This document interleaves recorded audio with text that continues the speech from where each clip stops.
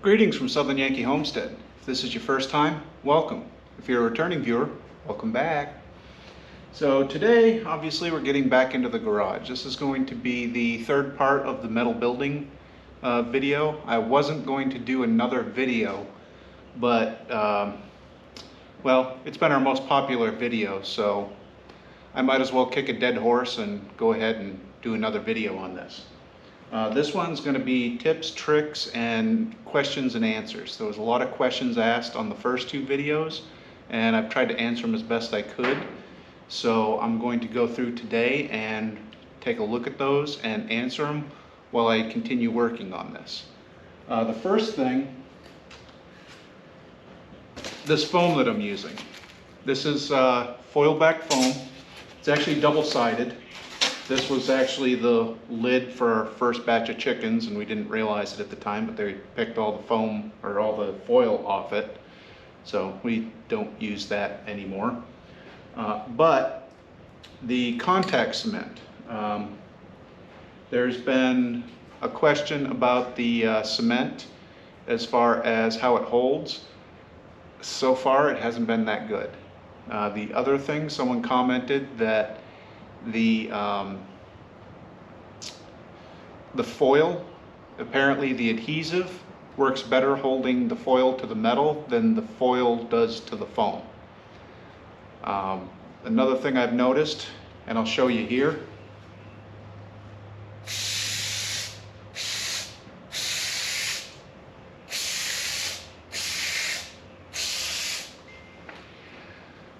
don't spray directly on the foam. You'll see why as I continue to talk, and we'll come back to this. As you can see, or maybe you can see, it's white on white, so it's a little difficult, but the adhesive is actually dissolving the foam. This is why you don't spray the adhesive directly onto the foam. Hi, it will dissolve it. Now, one of the first questions I got is, where did I get the foam? This particular foam I got off Marketplace. There's a guy down in North Carolina that sells it out of a storage unit. His prices were basically the same as I could get at a big box store, minus the shipping. We did have to drive down and pick it up, which is I think about a 2-hour drive in the rain and sleet and potential snow. But we didn't have to pay shipping. And if you didn't know, shipping on the foam is a lot. Not because of the weight, but because of the bulk. And I would have had to buy a lot more than we needed for the building if I'd bought through a box store, because they had a minimum amount, which I can't remember what it was now, but it was quite a bit more than we needed. Now, I'll go ahead and record the audio, but I'll get some video of the roof itself. One thing I wish I'd known before I started doing this was that the ribs in the overhead run parallel to the length of the building. This would have been very good information to know before I purchased the building, so I could have purchased the insulation before that. It would have made it a lot easier. I could have set up when the builders were here and scunned down the insulation so that I'd have a tighter fit above the horizontal rafters going with the vertical rafters. They could have put the insulation in and then put the metal sheathing for the roof right over it, and then I wouldn't have had to cut and tape all the joints or the panels the way I did, because these don't flex enough to fold them in there. So doing it again, I would have the builder install the insulation while they're building the building for the roof, or at least the first layer. And the gap that is there is approximately 1 inch. It's like 1 1/4 inches. So 1-inch foam would fit fine and give you an air barrier between the roof and the insulation to help expel all that heat. There is a ridge vent in this building, and I think most of them come with ridge vents. As far as cost, right now, as far as the insulation goes, we've spent about $1,300 for the insulation, and we have probably another $300 to $400 in tape, spray insulation, or spray foam.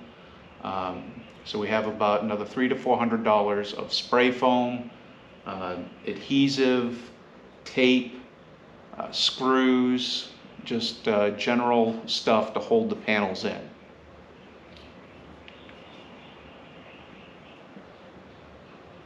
And the building is a 24 by 40, so it's 24 wide by 40 deep.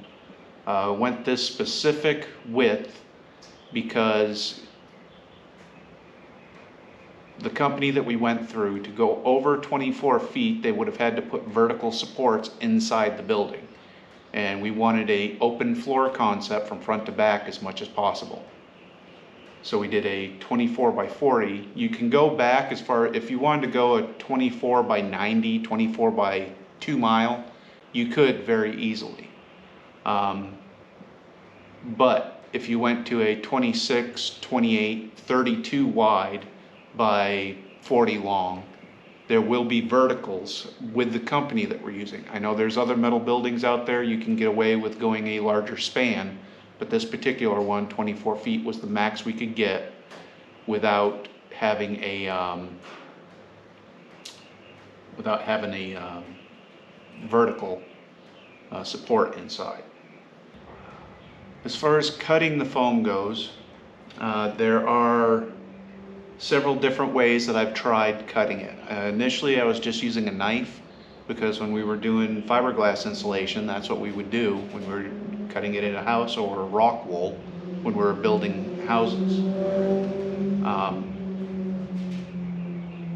Cutting rigid insulation with a knife sucks. Cutting it with a handsaw is slightly better. Cutting it with a skill saw makes it a lot easier, but you don't end up with straight edges because the blade wanders.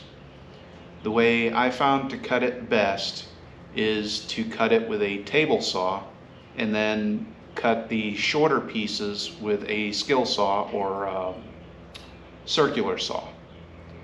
With that, get an old blade.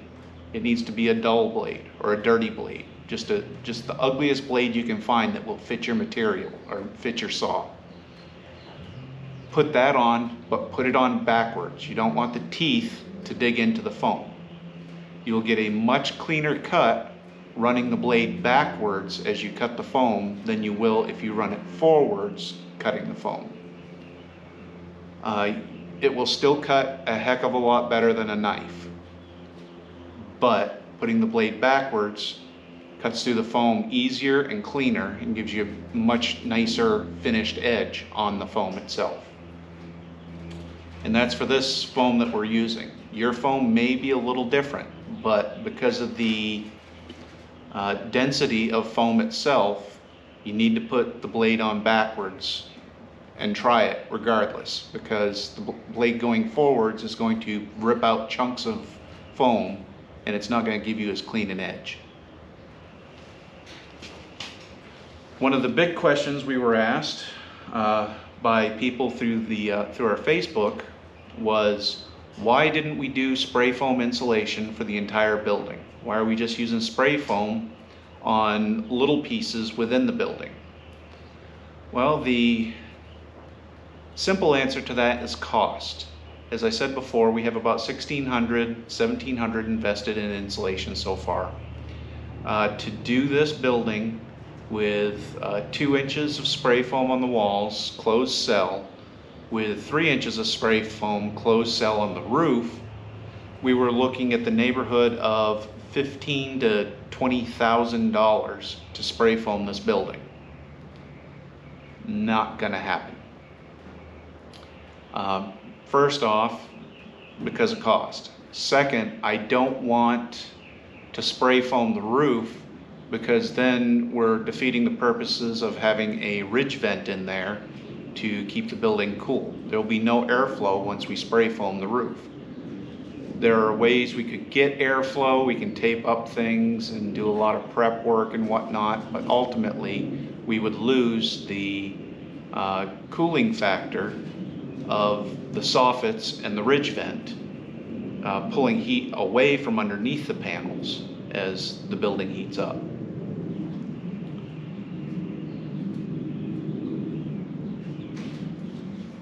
The tape idea to tape the panels in has not gone well. I think part of it is because of the foam foil back itself. I probably should have cleaned it better instead of just cutting it, sticking it up there and taping it.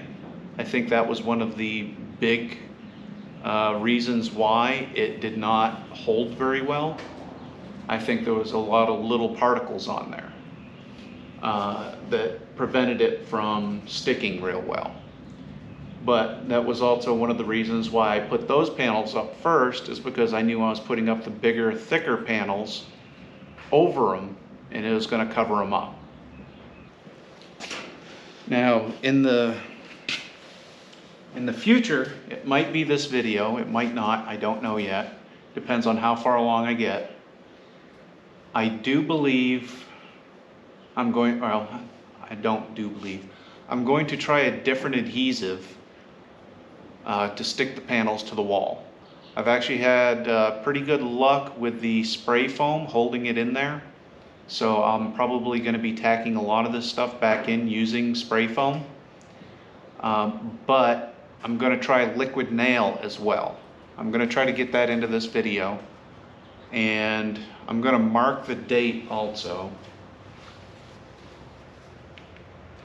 It is April 20th. So this time next year, April 20th of 2022, we're going to revisit the foam and the garage and see how it has held up and see if there's anything else that I should think about or anything I would do differently in the future.